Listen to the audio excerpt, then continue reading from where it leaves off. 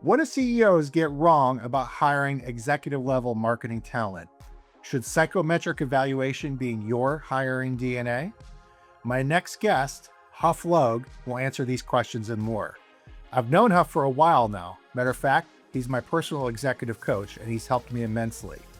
Huff's been an executive recruiter for 35 years now, placing senior talent at SAP, Accenture, and now with his own firm, Execulinks. He has an innate ability to quickly figure out how his clients can improve and to help them change quickly. Huff is next on High Intent, where we explore unfiltered lessons from the front lines of modern marketing. Let's do this. Well, Huff, welcome to High Intent. Thank you. Glad to be here. Yeah. So you've been a recruiter for over 30 years now, and you've worked at companies like SAP, Accenture, and your own firm, Execulinks. What are some common mistakes CEOs and companies make when they're hiring marketing and other go-to-market leaders? Yeah, great question. And probably one of the biggest mistakes they make is they start out describing the type of candidate or person or experience or knowledge or skills that they want. And that's part of the process, but they're skipping a step that needs to happen before that. And that is they need to first define what it is they're really looking for and get on the same page with the team. And so it's kind of like Albert Einstein is noted for saying, I'd spend 55 minutes trying to define the problem and 5 minutes coming up with the solution. Instead, they focus on what they have a vision of the solution versus defining the problem. So consequently, that creates a problem, as you can imagine. And how should they define the problem in terms of the executive that they're going to hire? Yeah, so there's a shift instead of focusing on the executive or the candidate, instead to first focus on the role and this function in our business. So, for example, we're looking to hire a CMO. Great. Well, instead of saying, I want someone with this kind of industry experience or knowledge, and background is to say, let's talk about with the team and those individuals that are going to make a decision on this hire. And let's agree, first of all, what do we need this role, this key function of our business to get done in our company in today's market? That's what they need to do. And I actually take companies through a process to help them define that. Well, let's talk about the process. Tell us a little bit about that. Yeah, so I utilize a patented process that allows the job to speak. If the role could tell us what does superior performance look like, what would it tell us? And it's a benchmarking process. So what I do is send out a message to the senior leadership team that is going to be involved in interviewing and making the decision about the hire. And it starts with brainstorming. So the question is, what has to happen in this role in the first 90 days or the role fails? What has to happen in the first 6 months in this role or the role fails? What has to happen in the first year in this role or the role fails? So everyone that has to interview the candidate in order for them to be hired must go through this process when I do a search. And so we first start out with brainstorming. People have their opinions and different biases about what they think the role should get done. And so we have a friendly debate, I will call it. Sometimes it gets very friendly, and then we come to agreement on consolidating the things that we want as a team. And then we prioritize what's most important, again, with a focus on what superior performance looks like in the role. So at the end of this session with the team that I facilitate, they walk away with the top six plus or minus results that must be achieved or the role fails. And then once they take that, and this solves a lot of other problems as well. Once they come up with that, then they go online and take a psychometric assessment that generates the scores on 55 attributes of superior performance. And so now we know what the behaviors, motivators, competencies, and acumen or cognitive structure of what superior performance looks like in this role. It becomes our benchmark. Yeah. 33 million people have taken this. We have a lot of data. We know the means, the standard deviations, et cetera. Mhm. And so now the company has a list of exactly what has to happen in the role, independent of a candidate, independent of knowledge, independent of experience. This is what has to happen. And so we now have the scores on these 55 attributes. So that's the beginning process before I begin to call the first candidate.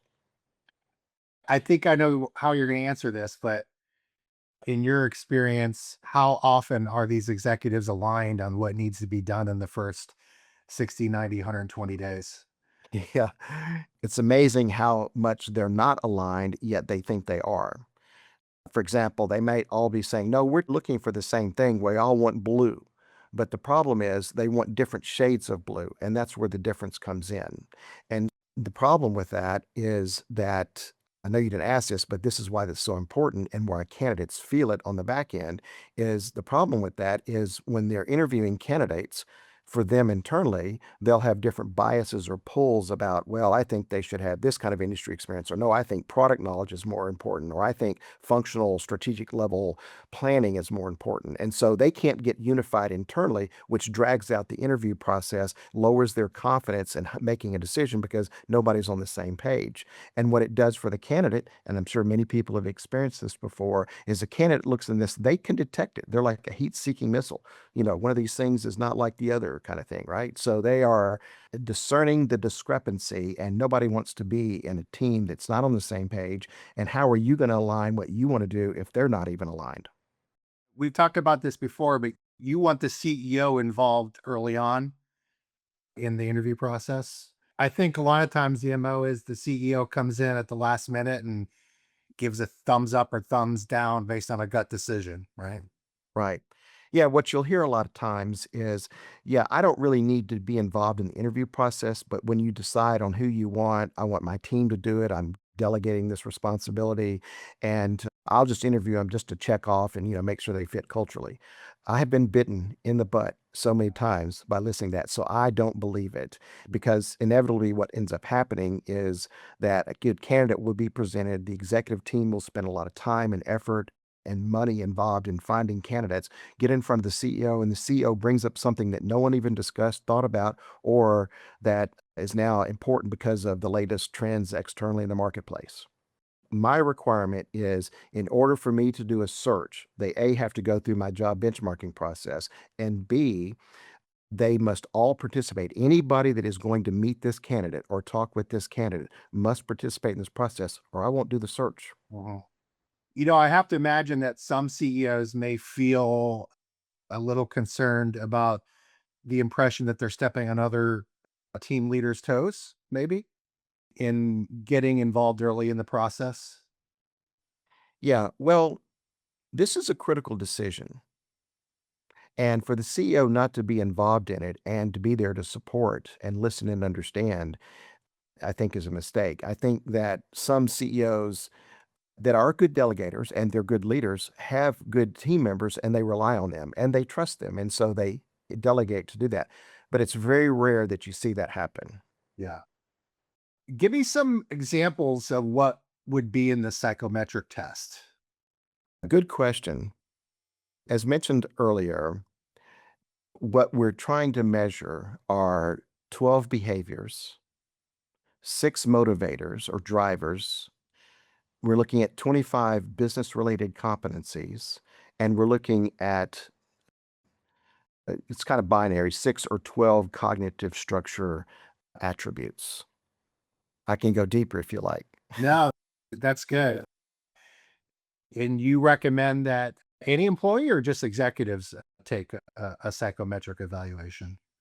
I think everyone should do it. Everyone should. Here's something to remember people are typically hired for what they know, but they're typically let go for who they are. That has nothing to do with what's on their resume or CV. Right. So what we do is help you tell who the candidate is also. And it's not in a vacuum. You have to compare the candidate to something. You have to compare their personality and DNA and psychometric profile to something. And you need to compare it to the job or the role that they're going to be involved in. Okay. I can take your psychometric profile, your assessment, and go, well, great, here's who you are. But does that mean you're a fit for the company, for the hiring manager, for the role, for this time in this stage in the life cycle of the company? Yeah. We Do have you to ever, have that do you ever information. get pushback on this kind of procedure here? Absolutely. You Not know, a lot, but there are certain profiles that do give pushback to it. like people who like to shoot from the hip, maybe? I think some people feel that they are really good at hiring and that they're good at the gut check and being able to read others. I think there's another category of individuals that don't put as much value on psychometric assessments. They kind of think it's hocus pocus, sort of, touchy feely, warm and fuzzy stuff. And, you can tell immediately when people are like that, they tend to be more operationally metric. Your operating executives, your financial executives, they're used to numbers and quantifiers. So this type of language, when I start talking about someone that has strong problem solving skills or analysis and decision making skills or presentation skills, or someone that personally has high accountability in what they do or high sales skills, they kind of, it's hard for them to measure. It's not something they can grasp or consume. Yep. Well, let me talk for a second about a kind of a frustrating observation I have with JDs, and that is overly specific requirements. And, we're talking niche, super niche things here. Like, you must have grown a legal CRM platform from 5 million to 20 million. And I feel like these are used as top filters to weed out candidates when they should maybe be used at the bottom as kind of a deciding metric. And in my view, you're potentially weeding out, good marketing or any talent for that perspective. And the result is over indexing on things that potentially should be lower. I have no idea how you're going to answer this, but do you agree with that? Or do you feel that having these kinds of filters in helps companies in a good way when you potentially have a lot of candidates? Yeah. So I think there's probably two schools of thought here. And it also depends on who is actually driving those requirements that they're looking for. Simply put, recruiters or talent acquisition people, whether they're internal to the company or external to the company, are kind of working somewhat of a checklist. And they're just doing what they've been told by their client, whether an internal client hiring manager or an external client company. And so they're being paid a fee or have kind of, their butt on the line to produce a specific candidate the way that the hiring executive wants it, right? So you have to understand that.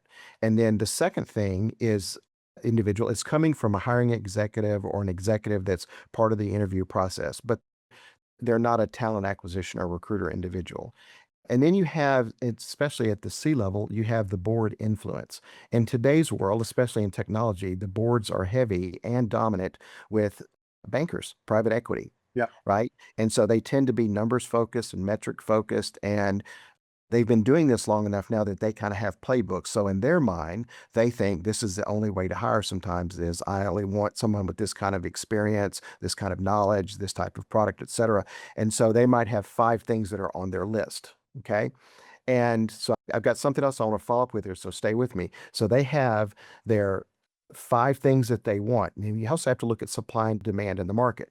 Currently today, we have low demand and high supply of talent. In fact, it's the biggest number of people in the market looking for the least amount of jobs I've ever seen at the executive level, right? Wow. So it's a buyer's market for companies and they can kind of get what they want. So they're holding to that. And so that's one of the big challenges that people are facing. And think back when people used to say you must have a degree. Well, have you noticed how having a degree is not as important as it used to be? Now, at the executive level, it may be, but we're talking about you have to have a degree, must have. And but now let's talk about why they're giving you these key requirements and holding to that. And it almost seems like, well, you want your cake and eat it too, right? Well, in a sense, they do. But here's the key thing, and here's the differentiator, and this will help both the executives hiring as well as candidates that are interviewing. When a job spec is put together, they're telling you what the requirements are. They're telling you what they want, WHAT. Okay. They're telling you their vision of the solution, right? But what they're not telling you is why do they want that, the WHY. And so it's like the Harvard professor that said people don't want a quarter-inch drill bit. They want a quarter-inch hole. Sure. Yeah. And so when they're giving you the requirements or you're interviewing and you've got these requirements, they're telling you without you knowing, well, how did you come up with that? Or why is that important? Or what's the impact of this, right? So when you're interviewing, for example, you always want to not only understand the what are you looking for? Let me be clear so I understand, but why is that important? There's always a why behind the what. Okay. The thing that executives fail to realize is, again, this goes back to when they don't do the process I mentioned before, they start talking about a candidate first. I want this and this. Put that aside. Let's deal with what the problem really is. Let's define it. Let's be clear. Let's be clear about the results that need to be achieved and why is that important. Now, granted, you will come across reasons why they say they need this type of industry experience. For example, so tell me, can you help me understand why it's so important to have this particular industry experience? And they will say, well, in the past, we've hired people or hired someone that was in this role before. They came in with great strategy and knowledge but they didn't know our industry. And Yes. so the learning curve was long. They didn't seem to ever really grasp it. They didn't really connect with our audience. And so we just don't want to do that again, right? Makes sense. But how would you counter that? And what I would say is, well, can you help me understand a little bit more about what the dynamic was? You're trying to dig a little bit deeper. Why do you think that they weren't able to get up to speed? And so now you're in a position to say, well, I understand what you're telling me is you want someone that can identify with the market, knows the heartbeat and the pulse of your target audience, understands where the competition has that ability to do that. And I'm glad you brought that up because that's one of the unique things I've been able to do. If you look at my career and my history, every company I went to, guess what? I didn't have industry knowledge. However, in every job, I ended up in the senior role because of my intense focus on the ability to go and understand the customer, regardless of their industry, right? They're still buyers, they're still human. And so I've been able to do that successfully. Does that make sense and how I'd be able to help you? I need to bring you on interviews when I'm interviewing people and when I'm being interviewed. Can I do that? Sure, we can do that. Okay. All right. Well, let's say that the CEO has a couple candidates with this niche experience and the person has allegedly grown and hit certain revenue numbers that are important for the job. As you know, numbers can lie. And how do you recommend that a CEO, any hiring manager, cut through the numbers and the metrics fashion show and really get to a point where they can analyze true potential? Yeah. So this is a broad question because I think there's multiple ways you can do this. And the first thing that comes to mind, and what I like to try to do, is listen to and understand the details of what they did. It's common, for example, when someone's saying, well, I did this, or I did this, or we did this, it's an I versus we thing.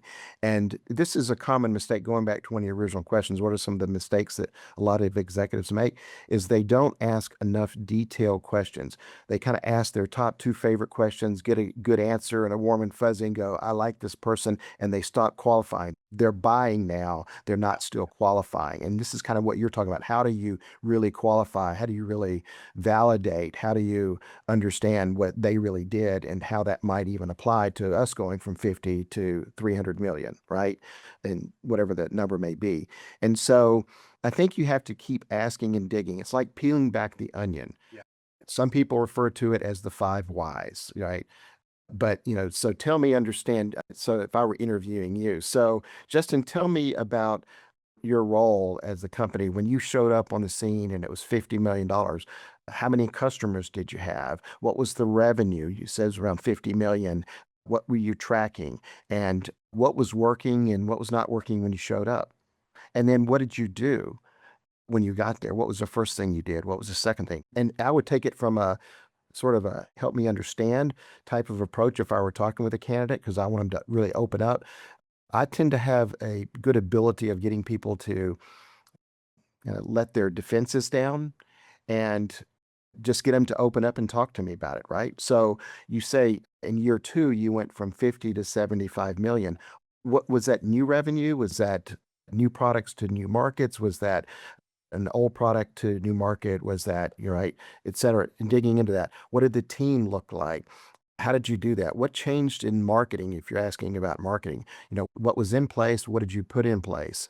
How did that work in terms of generating leads? What were kind of the close ratios? Was sales executing on that? What else contributed to that? Who else was on the team? Who did you interact with the most? What was the biggest eye opener for you that took you from 75 to your next level, which was 125 million the following year? How did you do that? Right. And, when you're talking to sales and even marketing candidates, especially salespeople, they're trained chameleons. So they know what to say to get you to shake your head up and down and go, yes. Right. And so you can't just take the surface level answers. Again, you have to dig deeper and explore and understand and dissect.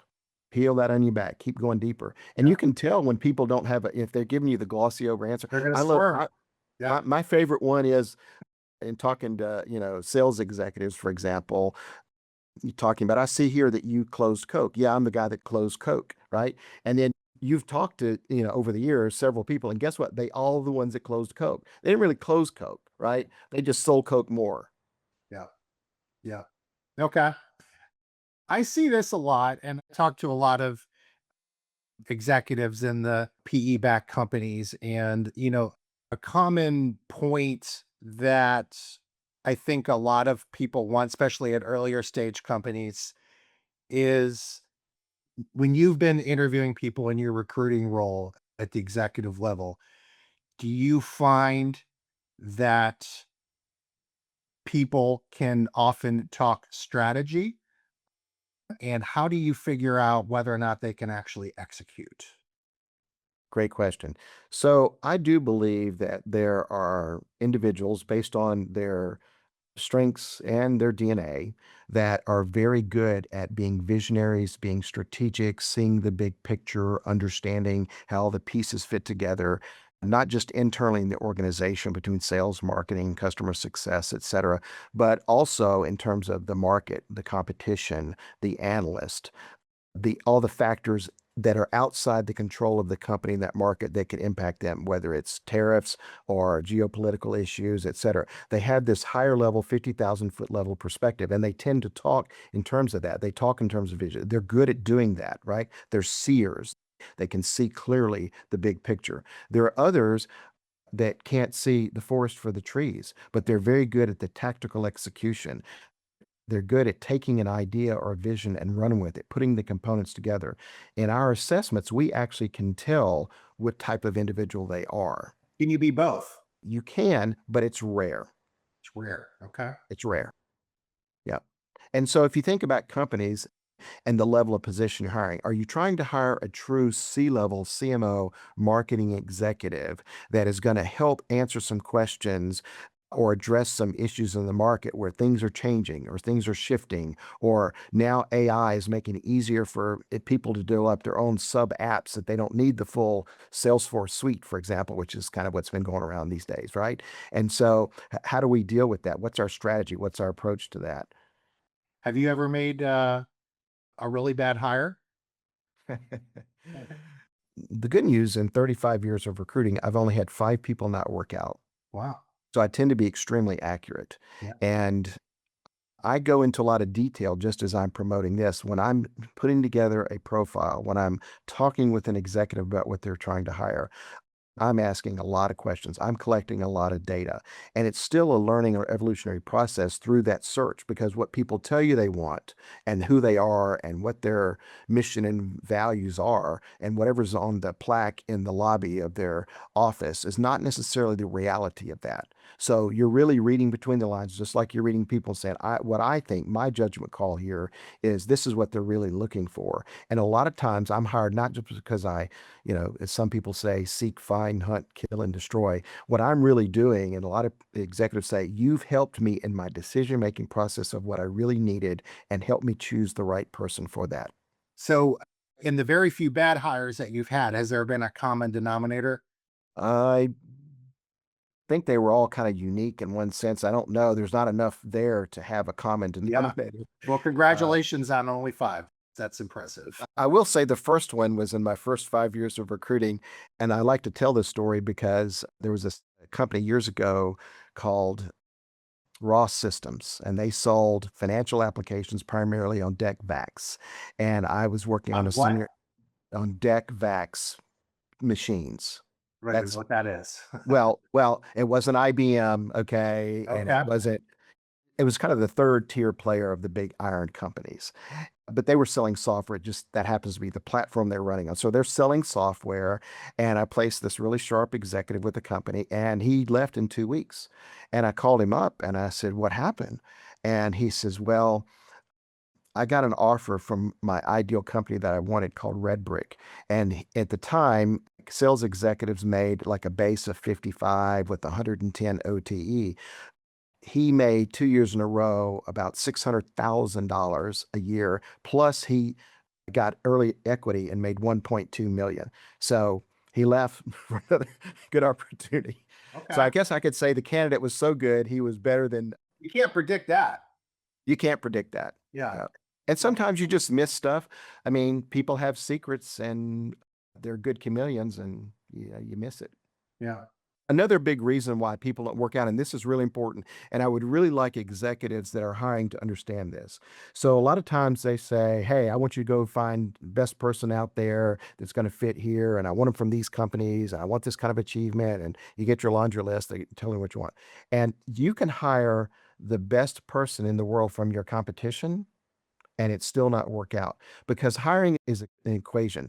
Yes, we want to get the best person that meets the profile of what we're, decided on what success looks like. But if you take the best person in the world from your competition and you don't lead or manage them properly, they're going to leave or you're going to fire them. Right. So you can't just hire someone and stop there. And we have, as a society in the business world, and especially in technology, nobody does training. Nobody does enrichment. Nobody does, continuing education. I mean, they do, but when I started the story, I went to NCR Corporation right out of college. You know why I chose it? Because they had blue chip training and they were very focused, and that was what I wanted to do. I wanted to learn from the best, and they were the best. In fact, a lot of people don't know this, but IBM, Tom Watson, was an ex NCR guy, Yeah. right?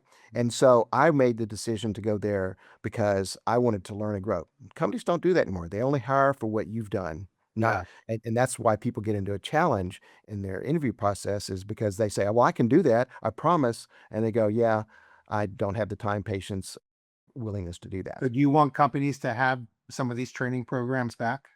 I want hiring executives to tune into the people they hire and understand them in terms of their superpowers and what they bring to the table and the areas where they could use some development Mhm. and maybe mentorship and training.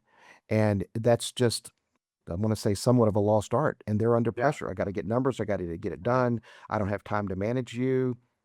What if your, I don't know, cross-functional collaboration skills are not the best? You're going to struggle, you know? Yeah. Or you can take initiative with your hiring executive, and especially if you're a rising star in your career, and even if you're already at a certain level, always looking for, hey, I would like to grow and develop in these areas. And I'd like to leverage on your knowledge, your expertise, and your success. Would you be willing to help me in this area? Okay. Sometimes you might have to manage up in order to get the skills and knowledge and experience. Yeah. Here's a Uh, common example. So there's a lot of VP of finance types of individuals, or a lot of VPs of marketing, a lot of that VP, senior VP level tier that haven't broken into the C level, right? If you're a VP of finance and you want to be a CFO, there are things that CFOs, even certain CFOs, there's a lot of CFOs out there that haven't experienced a fundraise going through the roadshow and IPO, that haven't managed a private equity board. You haven't had experience doing these things and preparing and addressing those issues. They need that experience. They need someone that will allow them to ride shotgun or to take some pieces of that, right? yeah. So, hey, give it to me. Let me do that for you. How can I help you with that? Get engaged with that. Get your name on that so that when you're now looking for your next opportunity, and they say, "Have you been involved in a fundraise or in an IPO?" An acquisition. Yeah. Acquisition, exactly. Yeah. Okay. All right, Huff. You've told me you have a secret here, a secret weapon that you can identify the top 1% of talent within a couple of minutes or even less. Yep. How do you do this? Well, if you input your credit card, I'd be more than happy to share it. Bro, No, I'm kidding. I'm kidding. I'll be more than happy to share with you. So I observed this behavior when I first got into recruiting, and it's remained constant until today. And that is there's a difference between the top 10% and the other 90%, but there's also a distinct difference between the top 1% and that other 9%. And that is they are extremely good qualifiers. They do it up front and they do it very diplomatically, and you don't even know it. you don't even So, yeah, one of the things I'll do when I interview someone is I'll say, so let's say I'm interviewing you, we get on the call, and rather than me start asking questions, I'm going to throw the ball to you. And I'm going to say, so Justin, how are you doing today? Good, like that. So, well, what's going on in your world today? Just casual, and you'll say, well, and I see where you go with this, right? But people that are top 1%, they'll answer the question and say, hey, Huff, let me ask you, we're talking about this particular opportunity. Can I ask you a few questions about it? Or can you share with, they kind of get right to business. What they're trying to do is qualify to make sure that they are investing their time right with you. They're very conscious about the value of who they are Mhm. and time. They're results oriented. They don't waste time talking about nothing forever, and they don't ramble. They're very focused. They're very clear. You can tell it. And so the quick story is there was a company that people may recall called Software 2000, and then they were Infinium, and I don't know who bought them now after maybe Oracle or somebody. I have no clue. I don't remember so long ago. They had some very strong, powerful, successful sales reps. They even had this elite team. So keep in mind, and this is when I first got into recruiting, that their salespeople were again on a plan of like a 55 base and a 110 OTE. Their top performers, and there were only four of them, and they were four in the region, but they overlaid it's the organization, and these were the best of the best. They were all making 4x it. They were making $400,000 a year consistently, and it's because of their performance and their ability. So put that in today's world. The average OTE for a sales rep now is about 300 or 400, depending. At 400, that's $1.6 million a year. Think about that. Think about sales reps that consistently today produce 1.6 million. So they possessed this trait. And so I'm talking with the sales manager that manages these four individuals. And he said, yeah, he says, these guys are really good. He says, I have to manage them though. And I said, what do you mean? He goes, well, one of them is so good at this. He will pick up the phone and call and this company, Software 2000, sold financial applications primarily on AS400 and at mid-range IBM equipment, but they were a financial application software vendor for the mid-range. And so this one individual, he said he will pick up the phone and call the CFO and say, listen, before I get in the car and come see you, I need to know, do you have the money or budget? And if I show you this, are you going to spend it with me? And I said, he said that. He goes, yeah. He says he gets away with it. But this guy is so focused on, right? And I happen to, I know that I've stayed in touch with this particular sales rep over the years, and I think he may be retired now, slowed down. But I was talking to him about several years ago, and I said, Jay, that's his name. I said, Jay, I said, what was behind that? Why did you do that? And, I told this story probably once a month for 30 years. He goes, well, he said, Huff, he said, I realized in the beginning of my career that my most valuable asset was my time. And I wasn't going to waste my time with anybody that was kicking tires or wanted to go through the long evaluation process. I want to know if you're ready to do business. Now, that's an extreme example.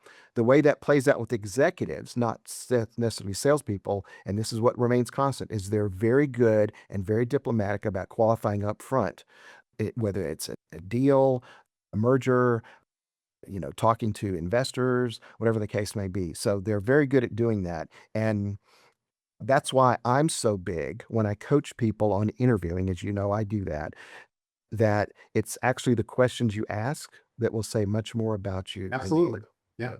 So I'm very focused on asking questions, asking them up front, and asking the right ones. Taking control of the interview, even though you're the one being interviewed.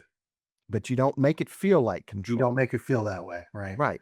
And it comes out of not just the knowledge or the tactics on how to do that. It comes out of a passion right here in your heart where, listen, I need to understand. I don't want to waste your time. I don't want to waste my time, but I need to really be clear. What are you looking for? Why is that important? How's that impacting you?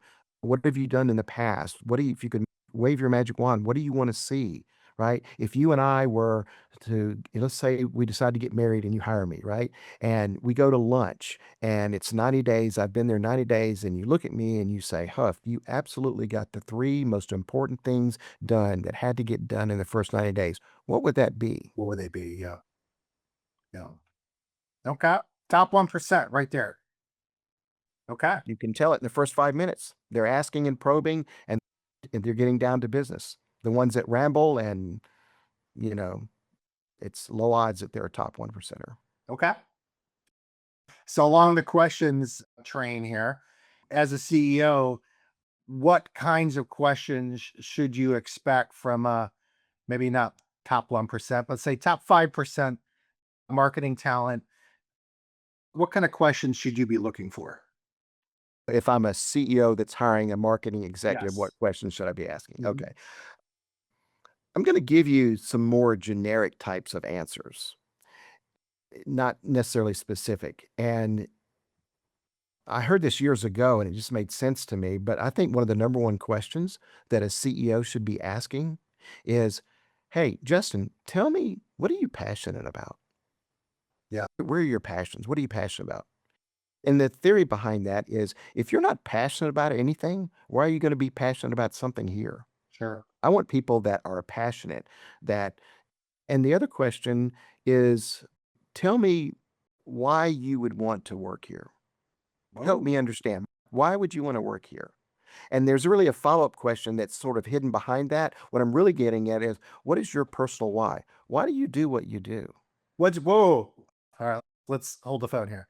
So you want the CEO to ask the candidate why you want to work here, but shouldn't the candidate be assessing whether or not they want to work there in the first place? What if they don't know? What if they're there to do to figure out whether they want to work there?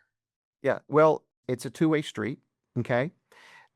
And the key here is that people that are really good at what they do and that are performers and top performers is they have high clarity and high self-awareness. They know who they are, why they do what they do, and what they want to accomplish. And so those people naturally are going to, and listen, with the amount of information you can get with, just one prompt on anything you want, if you don't know a lot about going into a company before even deciding to spend time to talk to them, if you haven't done that, you're not an A player. Yeah. You're just interviewing, Yep. right? And so think about this. Why is that so important?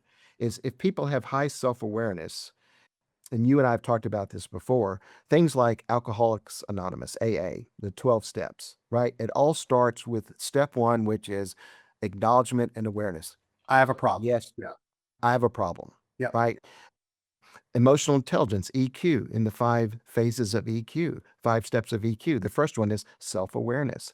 And when we use the psychometric assessment, that part that I mentioned that sounded fancy, like cognitive structure and how people think, value, and judge, we're actually measuring how clearly they see things. And you have to first see it before you can do it. If I can't see and understand physics, I'm not going to be able to explain it to you, and I'm darn sure not going to be able to do it. Hmm. So you have to have high clarity and high awareness. So that's why I think those questions are very powerful. Keep in mind, you're asking about the CEO asking these questions. So the only reason that person is talking to the CEO is because somewhere along the line, interviewing the peers or through the recruiter or whatever the case may be, that we already know they're a fit experientially. They wouldn't be at this level if they didn't have something, right? You wouldn't be invited back. I'm making the assumption that you fit the requirement. Now I need to know about, do you fit the company? So here's another riddle. I want to throw this in there. I've said before is that a hiring executive has two questions on their mind. They're rarely vocalized, but you can always tell when they've been answered. Let me see if I can answer this. Okay. How are you going to make my job easier? And am I going to like working with you? Number two is correct. And there's nothing wrong with number one. But what I typically say is they're looking at you with sort of this inquisitive curiosity. Is Justin a fit for this role? And we can do the checklist and check off, and I'm going, and I'll ask some questions. You'll give me some examples. Like, okay, yeah, Justin can do that, right? And the second question they're asking is, are they a fit for me? They fit for me, right? And that's where the real fits takes place. Mhm. And this is the secret to being competitively differentiated from people that have the exact same experience as you. Okay. What should some of the questions that the CMO or the marketing leader, what questions should you be looking for coming from the candidate themselves? Yeah, I think relevancy is the first thing I would say. Are they asking questions that are relevant to what we're talking about for this role and that are relevant marketing related questions? For example, tell me a little bit more about your marketplace and who you compete with and what market share you have and what's working in marketing right now or not, or what's the differentiator? Where can you guys go toe to toe with your competition where you always win or lose? What's the biggest reason the company loses? How is the messaging working? What messaging are you using? Is sales actually delivering and actually talking about the messaging and the strategy that we've created here? What does the team look like? How is the team functioning? How does marketing interface with sales and with customer success and so forth? What has worked in this role before? What has not worked in this role? I like that one. Yeah. And so when you're asking questions in general, whether it's marketing or anything like that, you're really trying to find out questions about three buckets: questions about the company, questions about the role within the company, and questions about the person or individual in front of you. Yeah. That's where they fall. Okay. So let's say that the candidate took the psychometric evaluation and is a fit. How do you identify red flags in said candidate? Through the assessment results or Let's say after the assessment, let's say they've already taken the assessment okay. and they're there because they have the experience and they, I don't want to say pass, but they took the psychometric and cleared that hurdle. How would a CEO identify potential red flags in addition?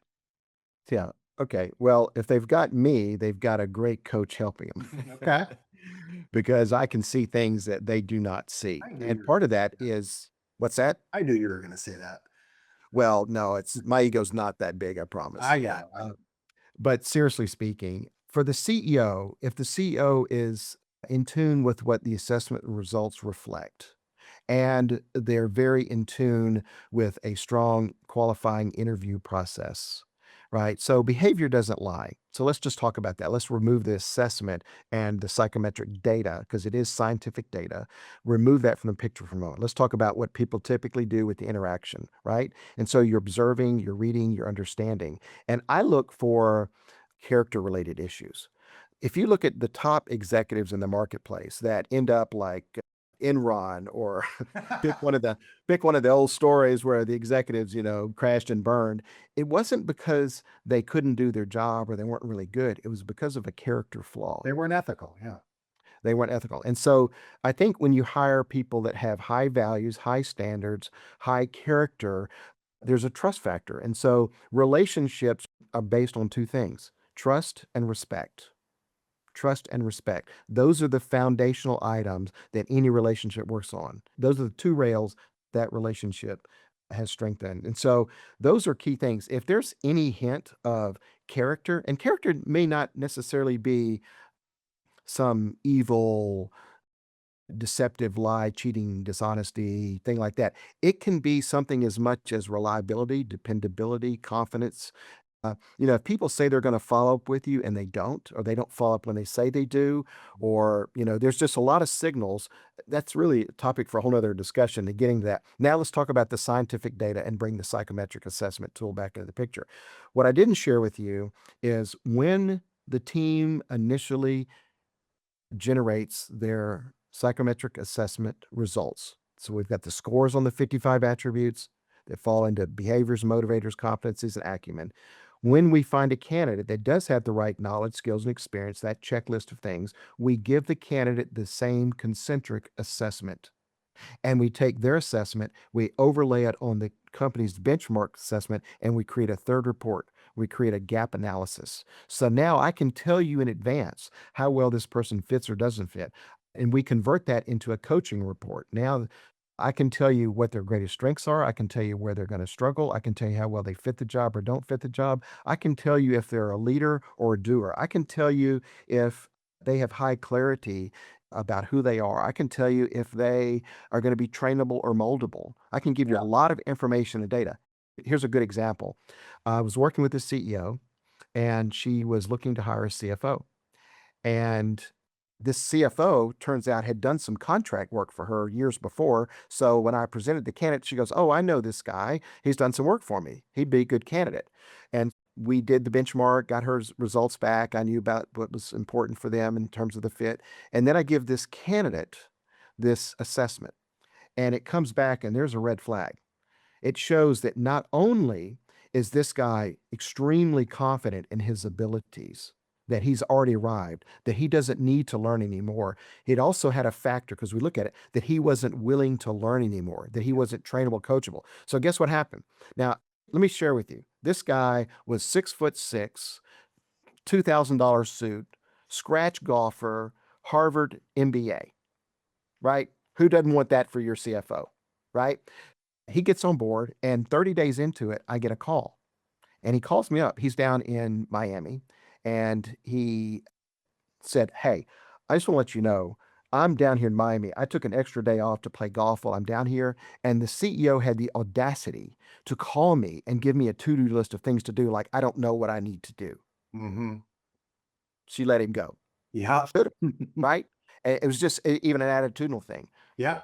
But I told her when I saw this result, I said, "I'm telling you, He's you're not gonna run." going to want to learn. Yeah. You know what she told me? She goes, "I know him. I can handle him." I said, "Okay, Ah. but you're aware."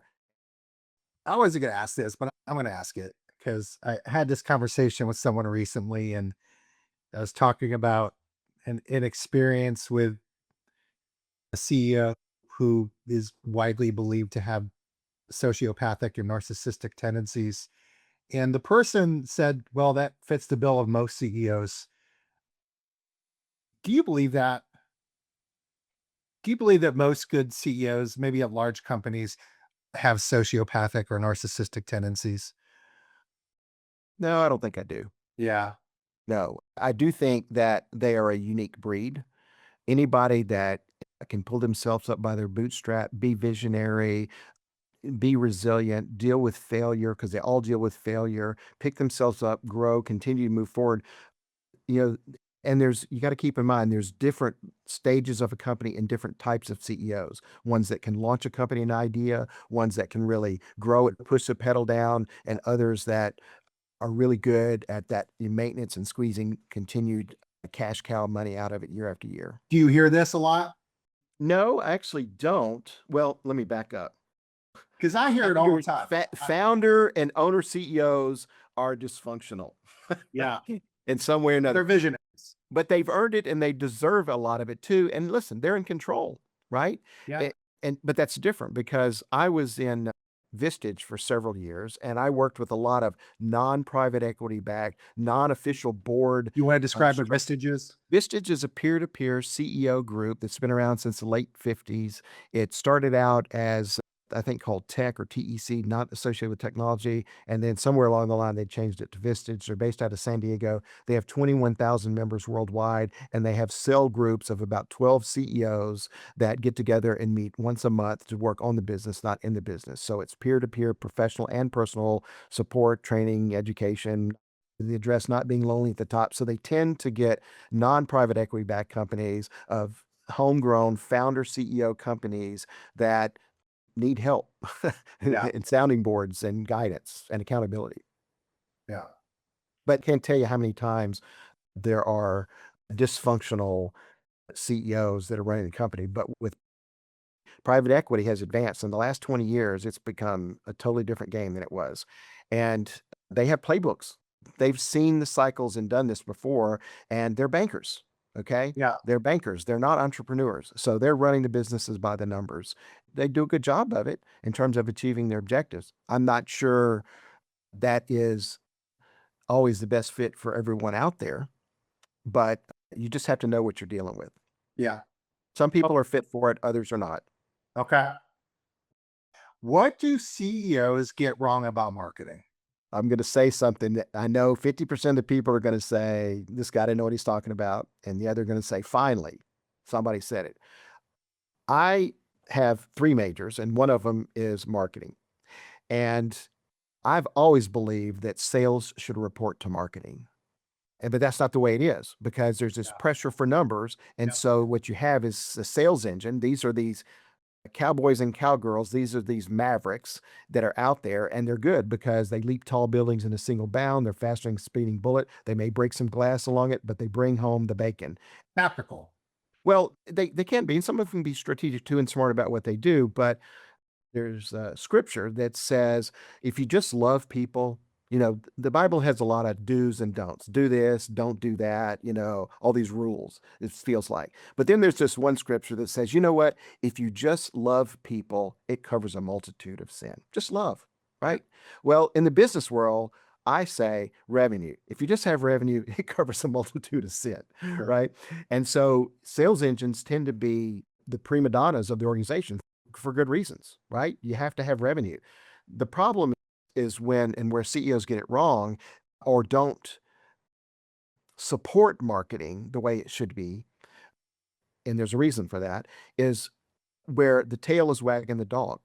So are you looking for a CMO that's going to help you with strategy and differentiate you in position and disposition the market and competition? Or are you looking for someone that's just going to drive lead gen and demand, and you're looking for maybe a VP level or a director level person that's really good at MarTech and demand gen and all that other stuff? And today's market, keep this in mind.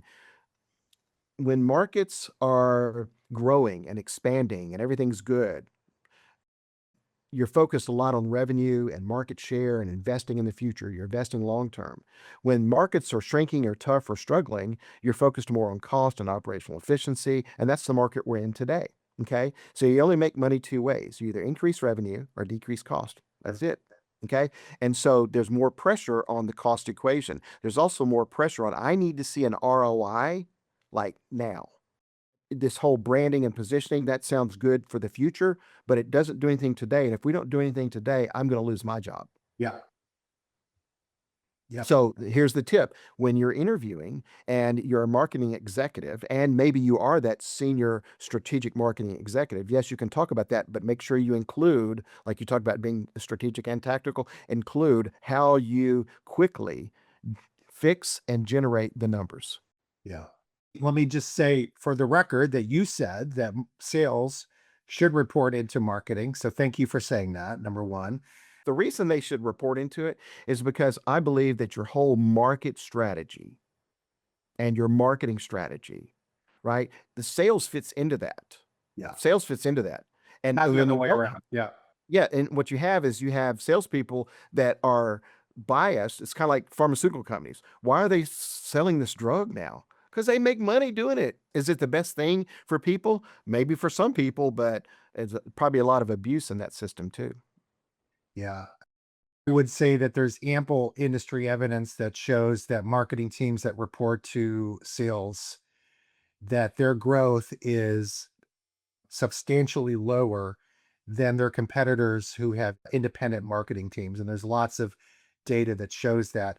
I don't know about sales reporting into marketing, but if you're going to have one of them, I do think logically it seems like it should report to marketing and not the other way around. But thank you for saying that. Well, if you're marketing, do you really want to manage sales? I don't know. No, I But no, don't. but I'm kidding. Let me just say, I've spent 50% of my time in the sales and marketing engine of companies. Yeah, Okay. So I'm very familiar with this. And there are a lot of really good, strategic, smart sales there are. leaders. Yeah, Okay. And that I have a lot of admiration and respect for. But we're talking generally speaking. yeah. It's a job I wouldn't want to do, and I have a lot of respect for salespeople that can do it and do it effectively. I could not imagine making cold calls and getting turned down every day and being judged and graded on daily and weekly activities. That sounds very stressful to me, and I have a lot of respect for those people. Yeah. Well, it's not your DNA, It's not. right? And Yep. that's okay. Yep. Do recruiters get a bad rap?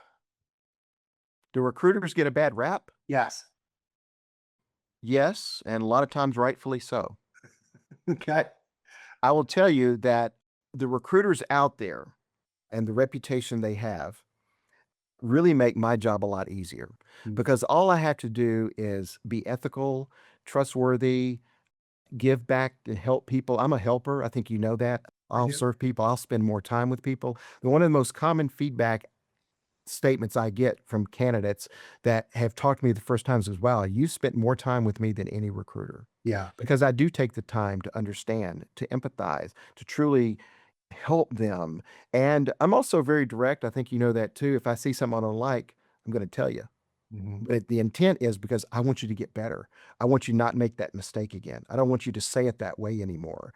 I want you to stand up for yourself, not discount yourself in a particular area, right?